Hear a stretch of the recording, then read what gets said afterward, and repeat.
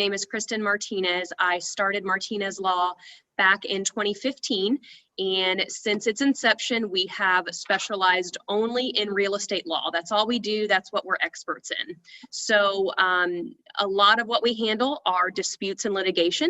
And so I like, whenever I can have the opportunity, to do my best to educate agents, homeowners, title agents, investors in real estate law topics, so that hopefully you and your clients can avoid the litigation process and avoid those disputes that are not fun for anybody. So welcome again. I want to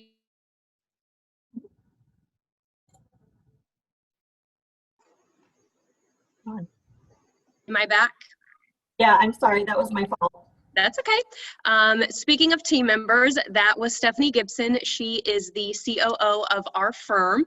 She's been with us for several years now. She handles basically everything within the firm, or supervises everything within the firm aside from the legal work, which obviously I handle. She's also a CPA, so I know we have a fellow CPA on this morning as well. And then I want to introduce Kim Clark as well. She is our legal assistant. If you ever call into the office, she's probably the one that you speak to, so that you all can put a face with a name. Kim is on the call this morning as well. So with that, I want to just go ahead and give you a quick rundown of how this morning is going to work. My vision for these is really for them just to be an informal Q&A session. There are a lot of agents and other real estate professionals that I feel have questions for attorneys that really don't warrant a formal consultation, or they feel like they don't want to waste anybody's time in asking them. So that's what I want these sessions to be for, to ask me all of your questions, have kind of an informal roundtable discussion. What I will do is I will start with a topic that I will speak on very briefly. The purpose of that is more to be like an icebreaker and kind of start the flow of questions going, so that we're all not sitting here twiddling our thumbs waiting for somebody to ask the first question. So I'll go ahead and start with a brief topic, and then we will open it up for question and answers. Both Kim and Stephanie will be monitoring the chat portion of the Zoom meeting. So if you have a question or you need something from them, feel free to send them a chat. We will also be using the chat for our Q&A portion as well. So I'll get into that when we get there, but if you need anything at all, they will be monitoring that section. So the topic I wanted to speak on this morning is the essential elements of a contract. In other words, what is necessary to create a legal and binding contract? And on the surface, or in theory, I know that sounds extremely basic, and it is, but in practice, it's not as basic as it may seem. I get questions on this probably on a weekly basis, maybe not in those exact terms, but I get questions a lot on this topic.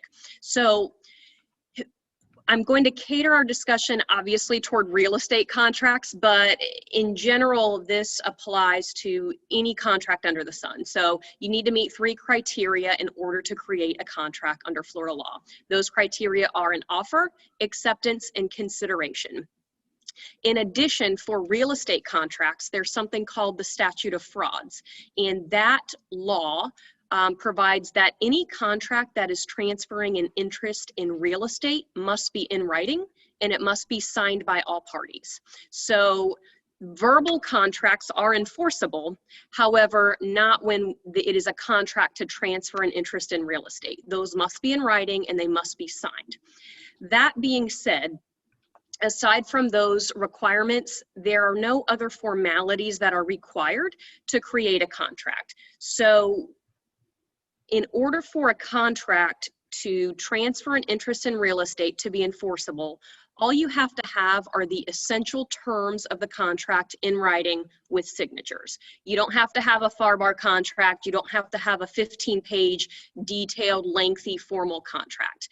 And there are 2 examples I like to give to demonstrate this point. The first one, both of these have happened with clients of mine. The first one a little bit more shocking than the second. So a client, before he became a client of mine, was sitting at a bar. He owned a large piece of commercial property out in Dade City, and started chit-chatting with another older gentleman at the bar about his property, and the other gentleman made an offer to purchase his property. So they took a bar napkin and they took a pen and they wrote down, I so-and-so will sell the property located here to you so-and-so for X amount of dollars. And they both signed the napkin. That is an enforceable contract. The essential terms when we're talking about real estate contracts are going to be a description of the property. So that can either be a legal description or the property address. It's going to be the purchase price, party names, obviously, but that can be where the signatures are.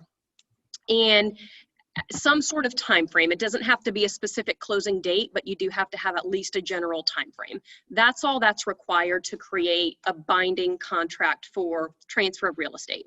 So they signed this napkin. The next day he called my office to create a real contract for him, but that napkin was an enforceable contract. What happens more frequently than the bar napkin is email negotiations. So as real estate agents, you have authority to act on behalf of your clients. So you can bind your clients to a contract even without that client's physical signature. So when we are negotiating terms via email, which I never recommend, you could unintentionally create a binding contract. So if you have an email with the property address and the buyer and seller name, the closing date and the purchase price, and you're going back and forth, and your email contains a signature block at the bottom with your signature, that can create a binding contract when you don't actually intend to do that. So I always advise when we are negotiating terms of a contract to negotiate it in the actual contract document. Whether you're crossing out terms and handwriting them in and initialing, or typing up a whole new contract every time it changes, that's fine. But I strongly suggest you do not negotiate terms through text, through email, because you can easily create a contract when you're not necessarily intending to. So lastly, I want to touch a little bit on consideration. One question that I get very often is when we have a signed purchase contract and the buyer fails to deposit the escrow within the first 2 or 3 days, whatever the contract provides, is there still an enforceable contract? And the argument there is, well, there's no consideration if the buyer doesn't put an escrow deposit down. The answer is yes, there is still an enforceable contract. Consideration for a contract does not have to be physical consideration at the time the contract is created.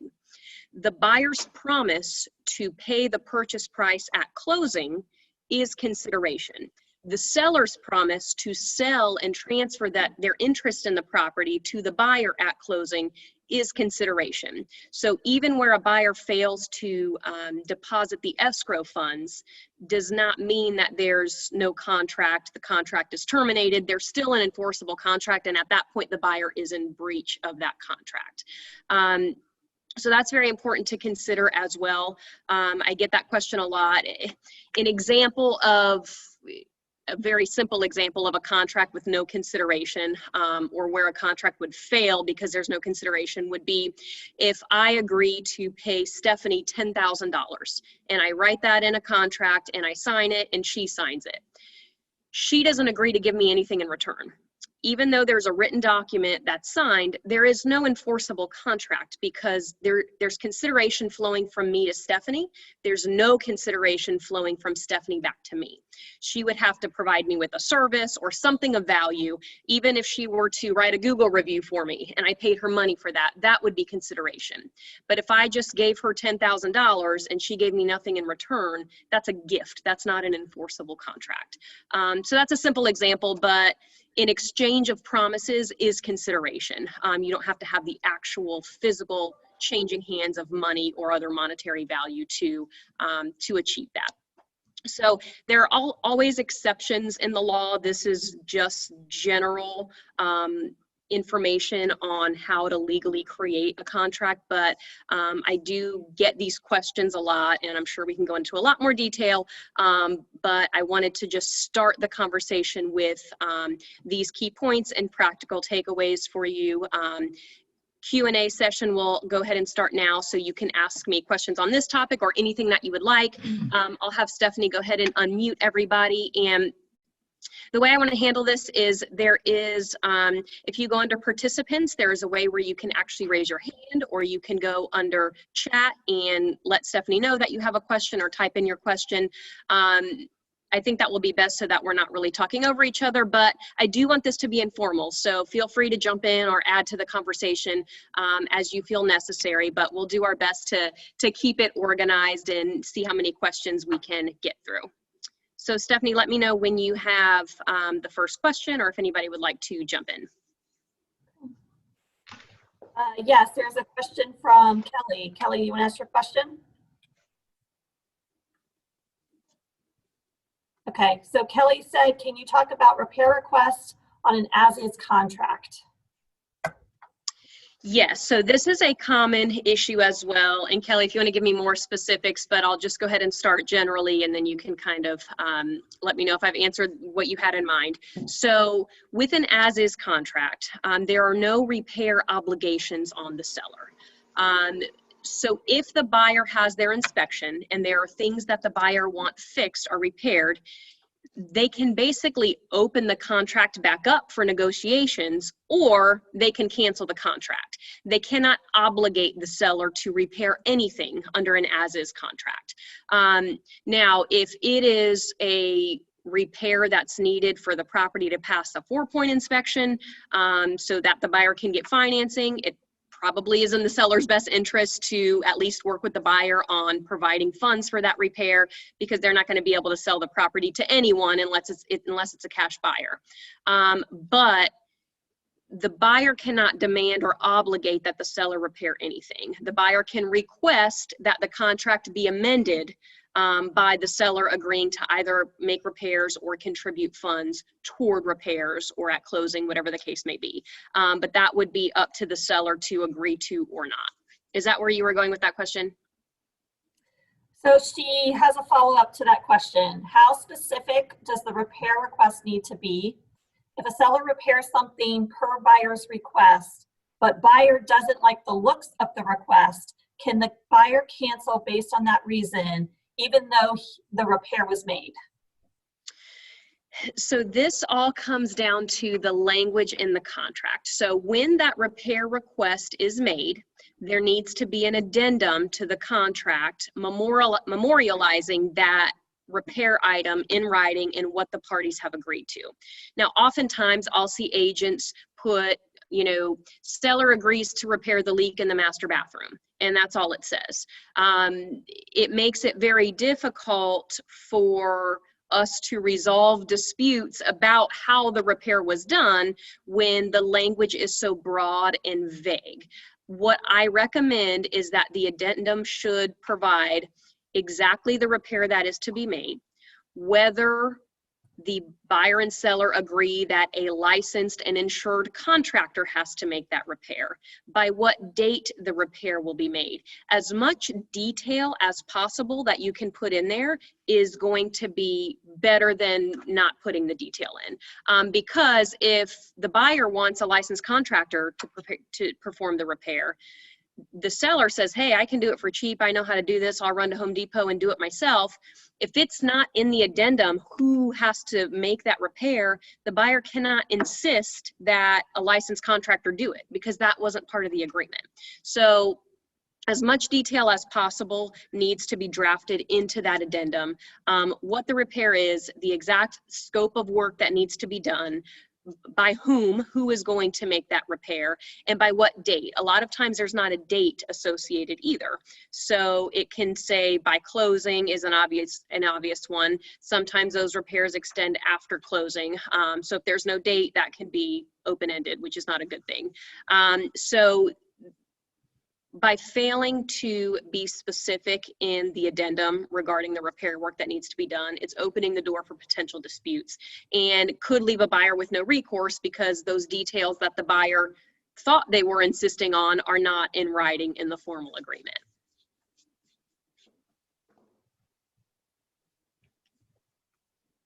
Any other questions or any follow-up from you, Kelly? Kelly just said thank you. All right, awesome.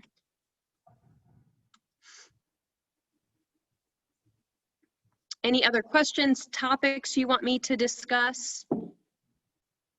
I can give a ton of different topics if needed, but I want to hear, one reason why I love doing these roundtable discussions is because it lets me know what you guys are out there seeing on a daily basis, what issues are coming up, what your buyers and sellers are dealing with. So these really keep me on my toes as well, and lets me know what's going on out there in the market. Well, Mercy has her hand raised. Mercy, would you like to ask your question? Yes, this happened to me. It's been resolved, but I want to make sure it doesn't happen again. But I had a client where we were dealing with a builder, and my client, the builder's sales agent put together the contract, and then that same day he had asked for the deposit. So the buyer had gotten the deposit to the builders, wired the funds to the builders. That same night, the buyer was changing her mind. So by the following day, because we didn't receive a signed agreement from the builder yet, from the seller, I told the seller's rep that the buyer was considering, the buyer wants out. I made that specific, and that can we get that deposit back since we don't have an agreement. The seller's rep, to be fair to him, tried to get the builder to release us from the contract, but it wasn't happening. Finally, after 2-3 weeks, my buyer decided to just forego the escrow deposit because she couldn't get a release and cancellation.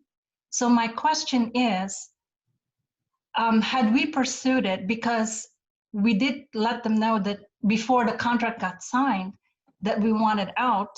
Eventually the seller signed, by the way, and then we still didn't get that answer about release and cancellation, but instead they sent us a signed contract. Okay. So we wind up just letting it go because she wanted to buy another property. But what would be your advice for next time? Because I know I can't go back now on that. Sure. So, I mean, as far as advice for next time, that's a tough one because I don't think the builder was legally entitled to do what they did. So going back to general contract law, offer, acceptance, and consideration. By signing and delivering the contract to the builder, your client was either making an offer or a counter offer. The builder did not accept that offer by signing it until after the buyer let them know we don't want to move forward anymore. Right. So an offer can be rescinded prior to acceptance. And at that point, the builder in this case could not accept the contract because the offer had been rescinded. So legally there was no contract. Now, an issue would come up as to the timing of when the builder signed the contract. If the builder signed the contract before the buyer rescinded their offer, then there is an enforceable contract. It sounds to me like the buyer rescinded first and then the builder quickly signed it because they didn't want to release the deposit. Yes. Legally, there's no contract there. I mean, advice in the future, I would, for builders, because a lot of issues that come up with builders have to do, unfortunately, with the sales reps in the office, always not doing what they should be doing or communicating to the signers of the contract on behalf of the builder in a timely manner. So we run into issues a lot of times with builders for that reason. So maybe in the future, once the buyer is in agreement with the terms of the contract, if they're not 100% sure that they want to move forward, have the builder sign first, excuse me, once the builder has signed, then the buyer, once they're sure they want to move forward, can sign and deliver the escrow money. I'm not sure the timing on this one as far as when or why the buyer decided they didn't want to move forward, but the buyer should have received their deposit back in this case. I understand, but because they were the builder seller was taking so long in sending back the cancellation that the buyer just felt that she wasn't going to get it. And she did look for an illegal advice on this, but we just couldn't make the sellers send us a cancellation for her in time. She was just getting very frustrated not getting cancellation. So she decided to just forgo. So.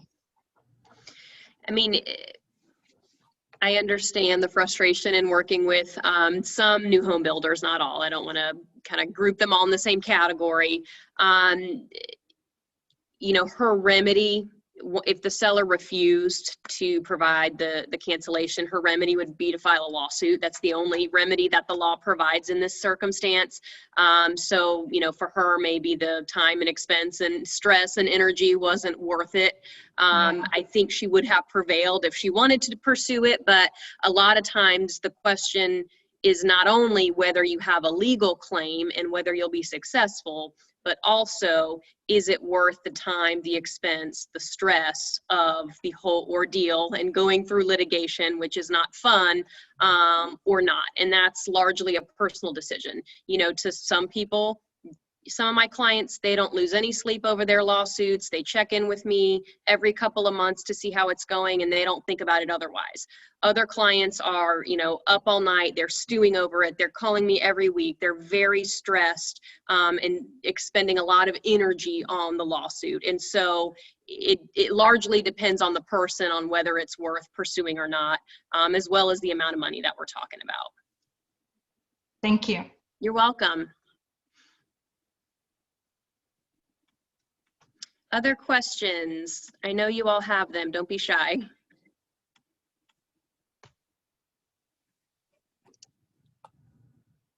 So I see in the chat here from Yvette, any new construction issues that have come up lately due to the current local demand and market? Actually, yes. So I've seen issues on both sides. I have seen buyers who, for whatever reason, don't want to move forward after they have signed a contract because of market uncertainty. Maybe their finances have changed. Buyers also are having a lot more difficulty with financing, which is not specific to new construction, but it certainly happens in that arena. And then I'm also seeing builders who are struggling financially. They're not able to finish the projects they already have on their plate in a timely manner, or as fast as the customer may want. I also have builders that they don't have the resources to pay their subs and for materials to finish projects, and they're, you know, taking funds from one project and using them on another, which they're not supposed to do, but they do, and it's creating a lot of hardship for both the builders themselves and the buyers. So, you know, I think the issue is across the board in real estate with regard to the current pandemic and, you know, the effect that it's had on people's finances. But definitely in new construction, I'm seeing that a lot because a lot of these contracts are so long that, you know, people that entered into the contracts before the pandemic started, their house still isn't done, and now they've had this huge shift in circumstances. And legally, there's really no out for them. So they can't legally get out of the contract unless the builder agrees to allow them, which a lot of builders are less inclined to work with people because they're struggling as well.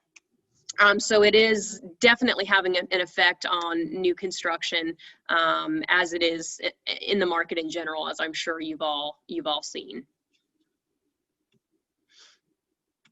So Yvette had a follow-up. Do you see it, Cristen? I do. Yep. How can we protect our clients better with these current issues? So now that we are in the pandemic, we don't know when it's going to end. There may be, you know, in the future, there may be clients that are still getting laid off or getting reductions in pay. So we're not done with it yet, but we have a lot more information and we're not a lot more knowledgeable about the potential that this thing has moving forward based on what we've seen thus far. So this is where the contracts become extremely important. The first thing I'll say, and I know this sounds so basic and obvious, but to a lot of people it's not. When your clients sign a contract, make sure that they understand that they are signing a legally binding contract, and there is no way for them to terminate or cancel or change their mind on that contract unless it's specifically written in the contract. A lot of people don't understand that. I did a consult just yesterday with a client who signed actually a contract on a new construction home, and changed her mind, wanted to cancel it, asked me if we could cancel, and my answer was no. Unless the builder has defaulted or breached the contract in some way, you can't cancel. There was no financing contingency or anything like that. So first and foremost, make sure your clients understand the importance and the legalities of the contract and what that means when they're putting their signature on that contract. Additionally, you may want to build some additional safeguards into the contract in the event that your client, loses a job, loses income, has a medical issue in the family, something like that. Maybe we extend financing contingency. Maybe we put an additional contingency in the contract that if between contract signing and X date, the contract is laid off or has a medical issue all related to COVID, they can get out of the contract, and maybe they lose a portion of their deposit, or ideally they don't lose any of it at all, but try to be forward looking and negotiate as many protections as you can in the contract. Now, practically speaking, it's harder than it sounds, because a lot of builders, not so much the smaller custom builders, but a lot of the big builders here in the area are not overly willing to negotiate the terms of their contract. They're standard contracts. They very heavily favor the builder over the buyer. And a lot of times they're not willing to negotiate those. However, given this pandemic, I have seen builders be more flexible in terms because they're struggling, so they want to make the sale. And they also understand the circumstances and the uncertainty that these circumstances have created. And they don't want to deal with a buyer who can't close because they lost their job, even if they get to keep the deposit. They don't want the deposit. They want to sell the house, and they want the full purchase price for it. So I have seen that builders are a little bit more willing to negotiate and work with buyers given the current circumstances. But those would be my two tips for you, is make sure they understand what they're signing and that they can't back out, and then see if you can negotiate in some safeguards in case a COVID-related emergency comes up that alters the client's financial status.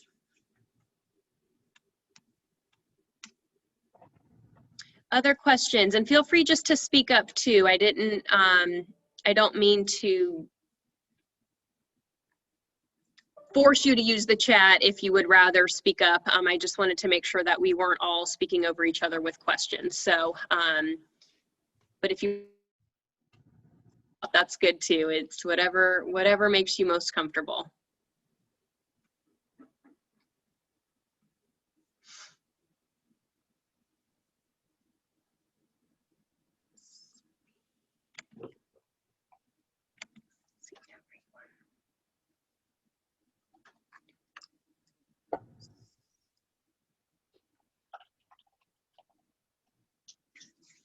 All right. I'll do one last call for questions. And just keep in mind too that the questions, this Q&A session is not intended to be limited just to the contract issues that I spoke about before. So I only handle real estate, so they should be real estate related, but any questions that you have that I'm able to answer, I'm happy to do so. Kristen? Yes. Hey, I just thought I'd throw this out there because I have asked my brokerage and stuff, and I've never really gotten an answer. So okay. This is regarding the vacant land contract. It's 8A section about the title evidence. Okay. Do you have that in front of you, or I do you want me to read it? Let me see if I can pull it up really quickly because that might be easier.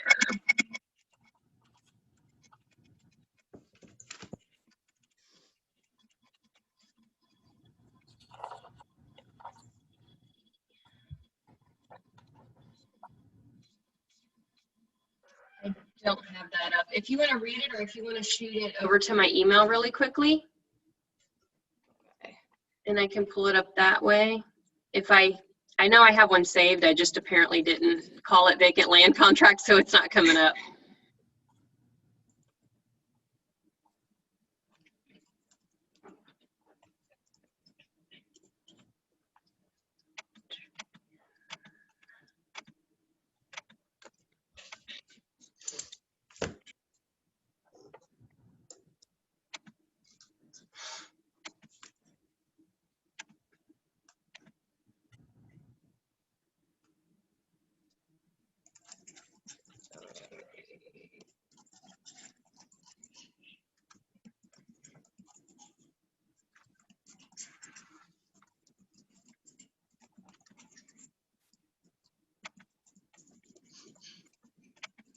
I'm sending it right now. Sorry. Okay, that's okay.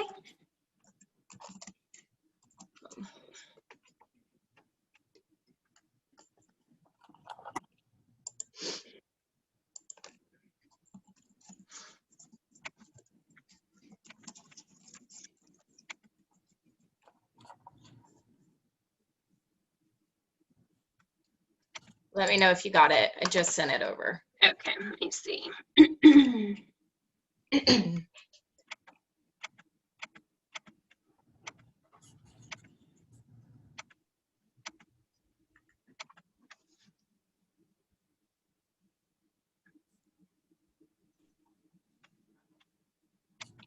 Okay.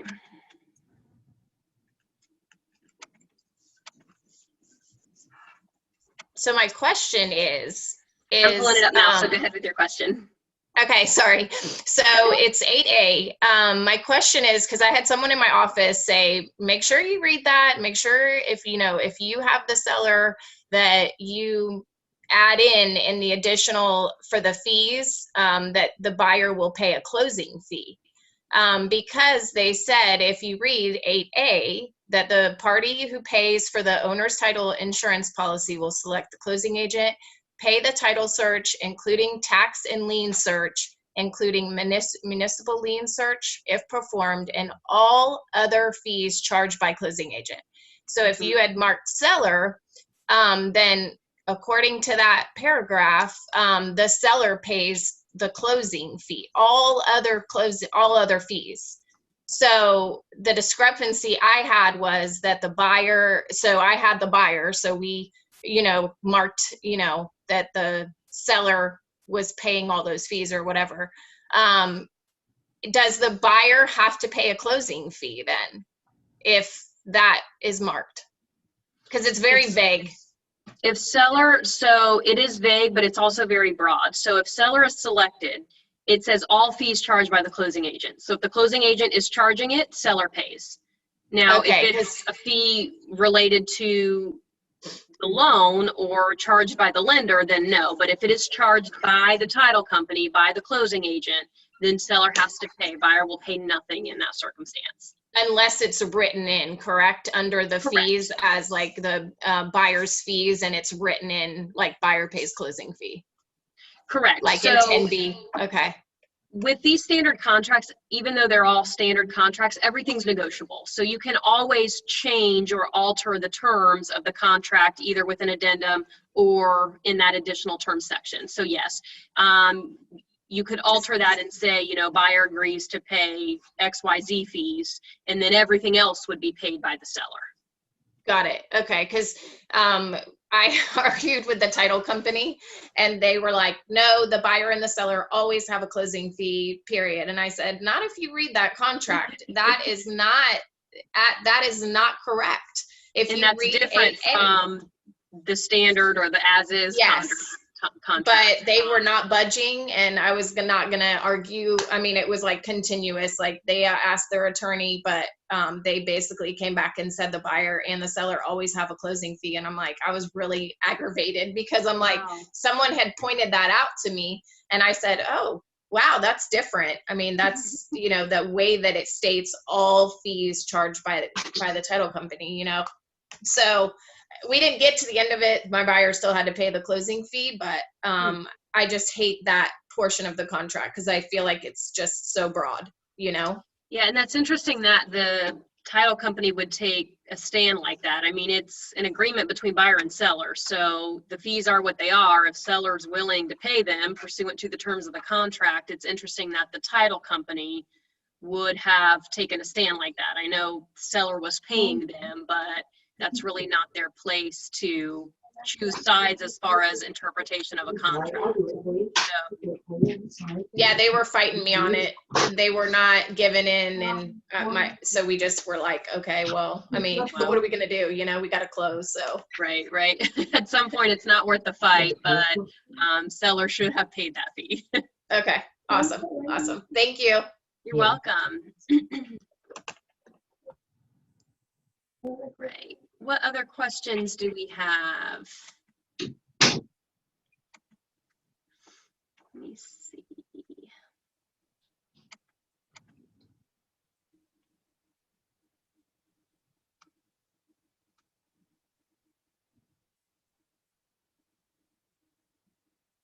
No other questions. Okay, well, since Kristen, Yvette, her hand raised. Yvette, would you like to ask your question? Yes, Kristen, can you hear me? I can, yes. Okay, how are you? Thank I'm you so well, how are much you? for doing this. I'm good. Quick question. There's a lot of lease backs going on right now because of, you know, how fast the homes are selling, and sometimes the sellers really need some time to kind of find something else.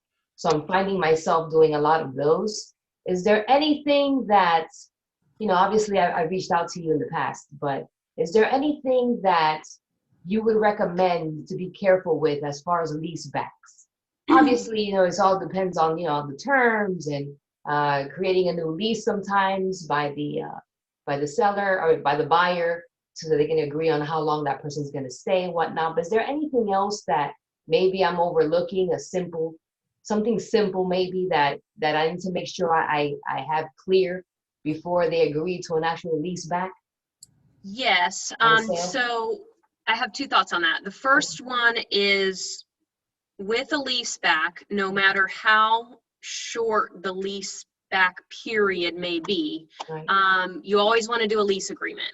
Okay. Now, the standard residential lease that I think is put out by Florida Realtors Right. is fine to use. You don't need anything overly complicated. You know, in situations like this, a lot of times you won't have a security deposit, or a lot of the terms may not apply, but you still need a lease agreement in place to protect both parties. Sure. But I would caution anyone from doing a lease back right now. Sometimes in order to make the deal work, they're necessary. And so you do what needs to be done to make the deal work. But if there's any alternative or way around it, I would recommend not doing lease backs right now, because the only way to get the seller out, if the buyer does a lease back and the seller doesn't leave when they're supposed to, at that point would be to file an eviction. And right now, evictions are not going through. The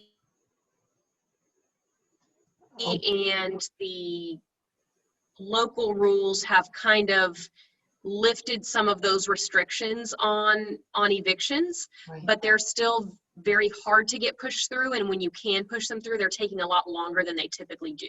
So in essence, if the seller doesn't comply and leave when they're supposed to leave, your buyer has no remedy, because the courts, for the most part, are just unavailable for evictions right now. They are supposed to open back up again on January 1st, but as we've seen for the past probably 6 months, the night before, it's always extended.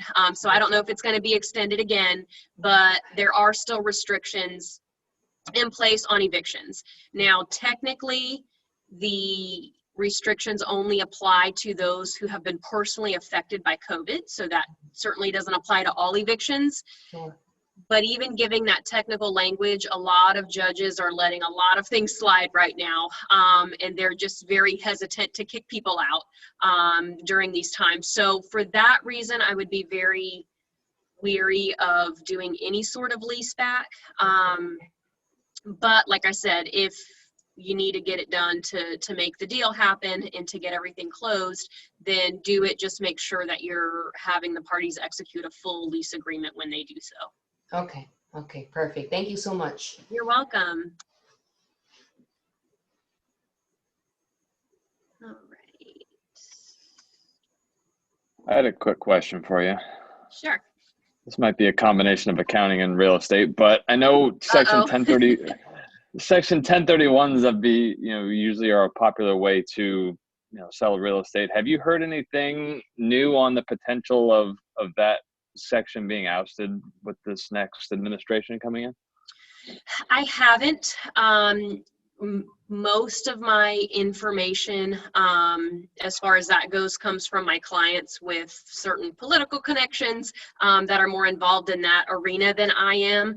I do have clients that, that's their main way of purchasing investment properties, but I have not heard anything yet. There are some assumptions maybe I could make, but nothing concrete, nothing that I've really heard as far as what the plan moving forward in the 1031 exchange arena is. So unfortunately, I don't have good information for you on that. It's kind of just going to have to be a wait and see. I know that a lot of my investors are trying to push those through quickly before the administration changes hands next year. So it is kind of altering the market a little bit, but I think that's just people making assumptions, people just being uncertain about the future. So they're doing what they can now while they are certain as far as what the law is in that area. But I haven't heard specifically of any changes that are planned to be made in the next year.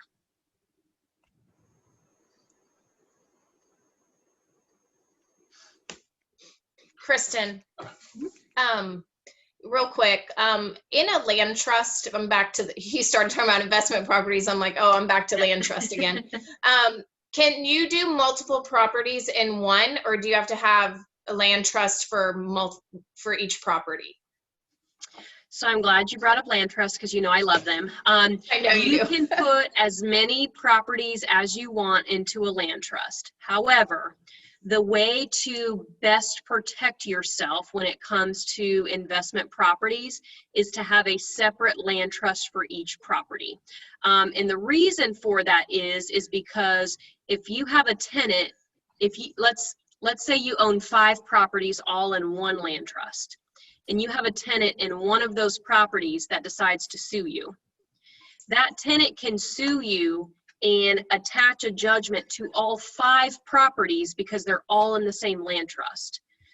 Contrast that with if you had 5 separate land trusts for your 5 separate properties, the tenant's judgment would be limited to attaching to that single property in the land trust at issue versus all 5, your entire portfolio.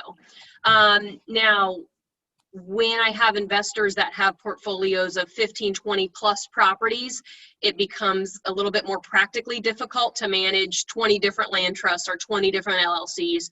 So there are times when we've strategically grouped properties into the same land trust or the same entity, but hands down, the most conservative way to do it, or the way to best protect yourself, is to have a separate entity or a separate land trust for every investment property. Okay. Perfect. Thank you. You're welcome.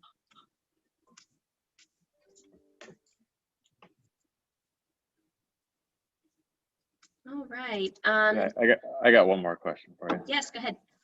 Now we're talking about real estate and investment properties. I know using separate LLCs is the best way to do that as far as protecting yourself from lawsuits and all that with each individual property. Have you done much with a series LLC? I wouldn't say I get a lot of questions about them. I get questions about them. When I work with investors, my top choice as far as protecting their investment property is a land trust. So I usually discuss that with them first, keeping in mind that their LLC can be the beneficiary of the land trust if they want to set it up that way. But from a legal liability standpoint, there's really no reason to do that. As opposed to having a separate trust or a separate LLC for each property. Now, may there be tax reasons or other reasons? Sure, I don't know about that. But from a legal standpoint and from a protection standpoint, there is no reason to do that. Because the questions I get from people are they don't want to set up 5 different entities. They'd rather set up one. But from what I've seen, at least I'm not sure on the legal side of it, how that occurs if you were to have a lawsuit in one property, if that affects the other properties in that same series.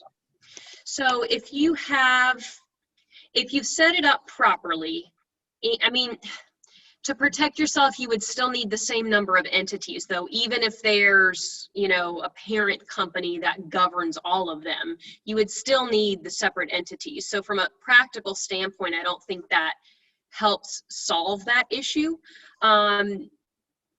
Each property would only be subject to the lawsuit if filed against that particular LLC, if they're set up properly, and if the client is not commingling funds with parent company and subsidiary, and everything is kept separate as far as income produced by the property and expenses being expended on that property. I run into that problem a lot with LLCs because it's so easy to have, rent checks deposited directly into your personal account, or the AC blew, I'm going to just pay with my personal credit card to get that repaired. Once we commingle and start mixing personal funds with LLC property, the protection that the LLC provides goes away. So when I see series LLCs, that's an even bigger issue because it all kind of gets commingled and jumbled up together, which legally they're still separate entities, so it shouldn't be. But the protection would still be there if it's done properly. Did all of that make sense? Yep. I did a good job explaining that one.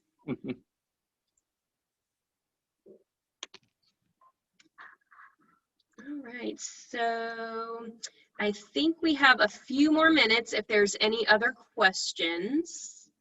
Let me make sure we're checking.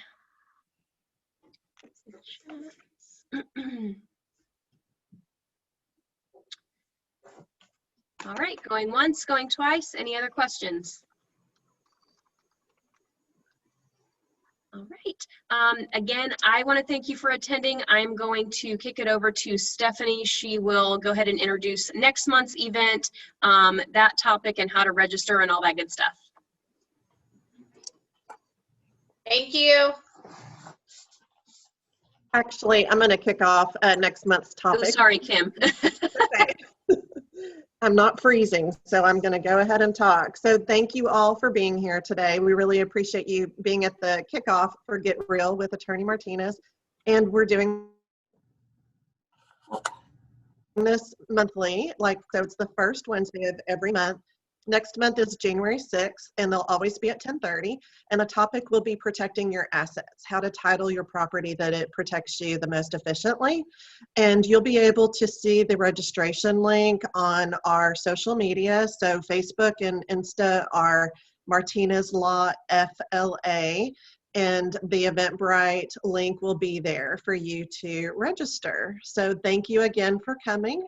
And if you think of any topics you would like covered in the future, just send us an email and we'll be sure to add them to our list. All right, I think we lost. Uh-oh. All right, we're gonna go ahead and put my direct email in the chat for you. I think Stephanie's on that right now. If you have topics that you want me to speak on, ideas on how to make this better and more useful for you, please feel free to share those with me. I choose topics based on the feedback I'm getting from you guys, so please let me know what topics you'd like me to speak on, and I'd be happy to do that. I hope you all learned something. I hope you all enjoyed it this morning. I hope to see you all next month. Thank you so, so much.